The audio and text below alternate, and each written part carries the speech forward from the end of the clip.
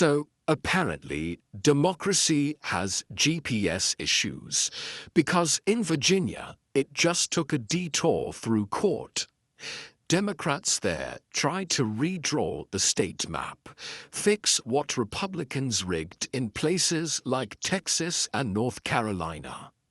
And the GOP's reaction? Total meltdown. They filed a lawsuit faster than you can say fair election.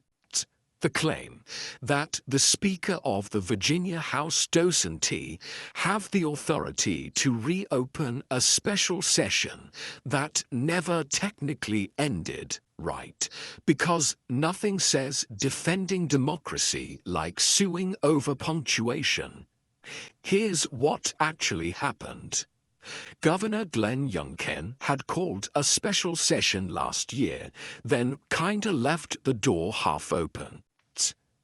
Democrats thought, fine, let's use that session to start undoing the nonpartisan map, the one that somehow keeps producing Republican wins in a blue state. So Republicans panicked. Instead of filing in Richmond, the capital, where this stuff usually happens, they went venue shopping. They picked a tiny county so rural, even Google Maps says, "You sure?" Classic move.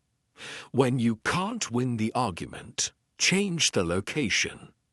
It's the political equivalent of hiding under the bed because you lost Monopoly. And sure, legally, they might have standing, but morally, they're standing on quicksand. They know the case won't hold up. They've seen this movie before. Remember California? Republicans tried to block redistricting there too. Lost twice. This is the sequel nobody asked for. But the reason this matters and why it's being ignored by legacy media is because Virginia's fight could flip 3 or 4 congressional seats. That's not trivia. That's the margin between control of Congress and another 2 years of political gridlock. And yet, you won't find this story trending. CNN's probably still talking about Taylor Swift's voting record. Let's zoom out. Virginia isn't a toss-up anymore. It votes blue for president, has 2 Democratic senators, and a Republican governor who won in a fluke. So this idea that the state's evenly split, that's like calling Florida neutral. A fair map would give Democrats 7 or 8 seats out of 11. A partisan one, maybe 9. But even that wouldn't be as wild as what replicants already pulled in North Carolina, where balance means 1 Democrat per 14 districts. And here's the kicker. The GOP had their chance to ban gerrymandering nationwide. They said no. Now they're crying foul because Democrats finally learned to play the same game. You can break the rules for years, then scream unfair when someone reads the manual. Look, I get it. Nobody wants their job on the chopping block.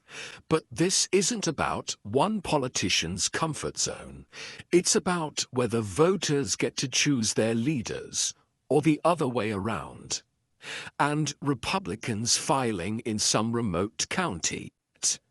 That's not courage. That's witness protection for bad legal strategy. Democrats aren't trying to steal seats.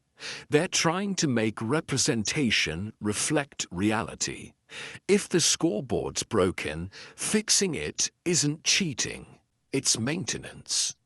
So next time someone says democracy's messy, remind them, yeah, but at least it's supposed to use the right map. Because when politicians start suing maps instead of serving voters, you're not watching democracy, You're watching Geometry Therapy. This is Coco Primetime, where red and blue meet logic and sarcasm halfway. Hit subscribe. You won't save the world, but you might just redraw how you see it.